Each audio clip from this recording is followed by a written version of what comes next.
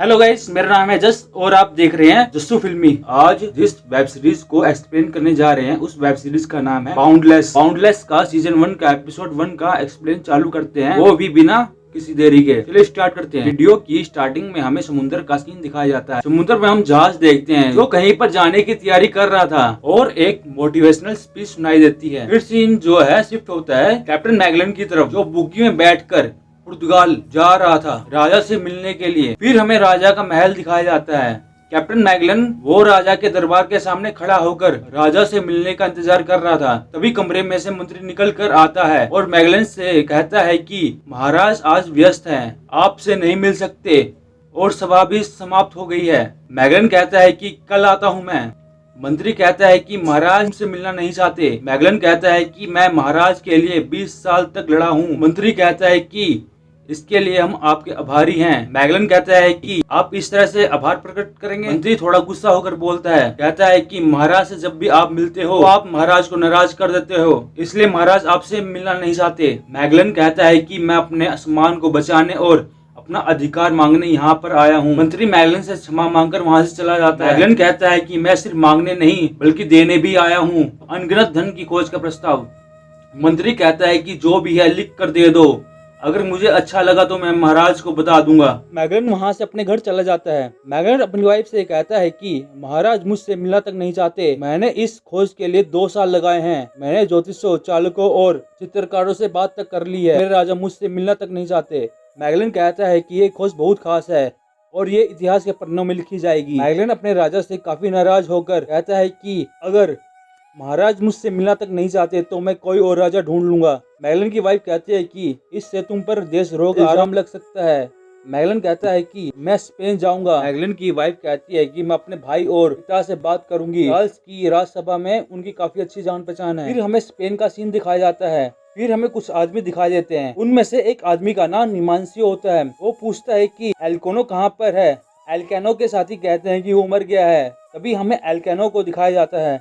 निमांसियो एल्कानो से कहता है कि 6 महीने बाद तुम्हें देख रहा हूँ, मेरी मेहनत रंग लाई। निमांसियो एल्कानो को सिक्के देकर कहता है कि हमारे बीच कोई सौदा हो सकता है। फिर सीन बार की तरफ एल्कानो और उसके साथी जश्न मना रहे थे। जश्न खत्म होने के बाद सब बाहर आ जाते हैं। एल्कानो दूसरी तरफ चला जाता है। फिर हम निमांसियो को देखते हैं जो एल्कानो का पीछा कर रहा था। निमांसियो और उसके साथी एल्कानो पकड़ लेते हैं और मारते हैं। निमांसियो कहता है कि मैंने तुम्हें पैसे जहाज खरीदने के लिए दिए थे और तुम सिक्के वापस करने की बजाय अपने दोस्तों और शराब पर उड़ा रहे हो। निमांसियो कहता है कि मैं तुम्हारा जहाज लेकर जा रहा हूँ। एल्कानो कहता है कि ये जहाज मेरा नहीं बल्कि राजा का है। निमांसियो कहता है कि न्यायाधीश को जब पता चलेगा कि जहाज तुमने बेच दिया तो तुम्हारे साथ क्या करेंगे। फिर हमें स्पेन के राजा का महल दिखाया जाता है। हम मैगलन और मैगलन की वाइफ के भाई को देखते हैं। मैगलन की वाइफ का भाई कहता है कि राजा बड़े महत्वाकांक्षी है। फिर अंदर से एक सैनिक निकल कर बाहर आता है। वो कहता है कि आज की सभा खत्म हो गई है, हमारे राजा यात्रा पर जा रहे हैं। मैगलन कहता है कि वो कब तक आएंगे। सैनिक कहता है कि 2 हफ्ते या 1 महीने के बाद। मैगलन सैनिक को धक्का मारकर अंदर चला जाता है। चार्ल्स कहता है कि तुम्हारी हिम्मत कैसे हुई अंदर आने की। मैगलन कहता है कि मैं आपको आज तक का सबसे बड़ा प्रस्ताव देने आया हूँ।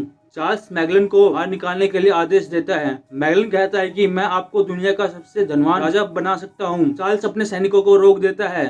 मैगलन कहता है कि महाराज इंडिस और उसके खजाने तक पहुंचने का सबसे छोटा रास्ता है पश्चिम का रास्ता। मैगलन नक्शा दिखाकर कहता है कि नए इंडिस की धरती दक्षिण में नहीं खत्म होती, एक रास्ता और है जो दूसरे बड़े समुद्र से होकर मसाले वाले द्वीपों पर मिलता है। अगर ये रास्ता खुल गया तो इंडिस के साथ स्पेन के व्यापार का रास्ता खुल जाएगा और धन की बरसात होगी। चार्ल्स का एक आदमी कहता है कि हम तुम पर भरोसा कैसे कर ले, वो भी पुर्तगाली पर। मैगलन कहता है कि मेरे राजा ने मेरे ज्ञान को नकार दिया है, मैं उसकी खोज पर हूँ जो मुझ पर विश्वास करे। मैगलन कहता है कि मैंने इस पर काफी सालों से खोज की है।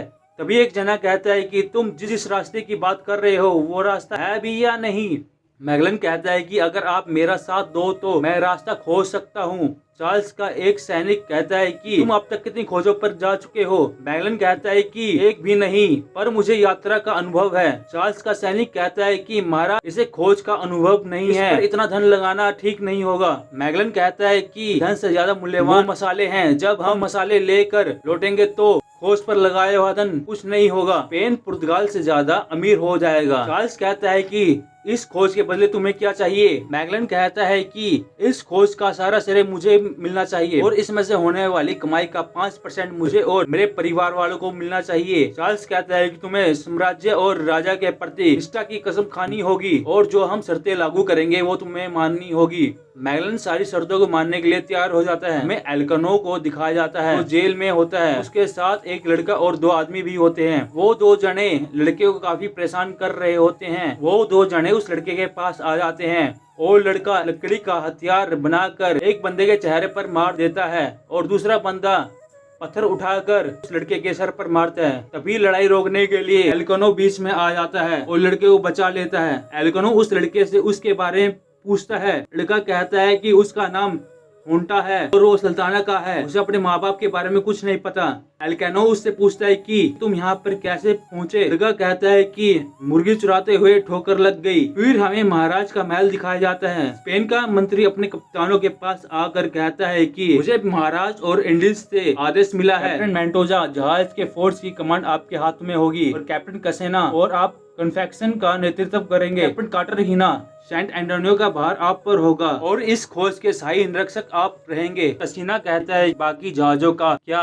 मंत्री कहता है कि कैप्टन सिरानो सेंटागा के सेनापति होंगे और कैप्टन मैगलन इस खोजी दस्ते का नेतृत्व करेंगे। मंत्री कहता है कि महाराज ने पुर्तगाली पर भरोसा कर लिया है पर पड़ोसी पर विश्वास नहीं किया जा सकता। कार्टागेना कहता है कि जो अपने महाराज का नहीं हो सका वो हमारा क्या होगा। फिर सीन मैगलन और उसकी फैमिली पर शिफ्ट होता है जो डिनर कर रहे थे। जॉन डिएगो कहता है कि तुम कब तक निकलोगे? मैगलन कहता है कि कुछ चालक और दर्जन भर नाविक और हम चलने के लिए तैयार। डिएगो कहता है कि हुआ है कि कार्टन और मेंटोजा एक पुर्तगाली को इस खोज का श्रेय नहीं लेने देंगे। डिएगो का बेटा अपनी बहन से कहता है कि चिंता करने की कोई जरूरत नहीं। मैगलन की वाइफ कहती है कि मेरा भाई और पति यात्रा पर निकल रहे हैं, ये भी नहीं पता कि वापस आएंगे भी या नहीं। डिएगो कहता है कि तुम्हारे पति के ऊपर इसका सारा दायित्व निर्भर करता है और सारा श्रेय भी इसी को मिलेगा। पैट्रिस यानी कि मैगलन की वाइफ वहाँ से चली जाती है। हमें सुबह का सीन दिखाया जाता है जहाँ सभी जाने की तैयारी कर रहे थे।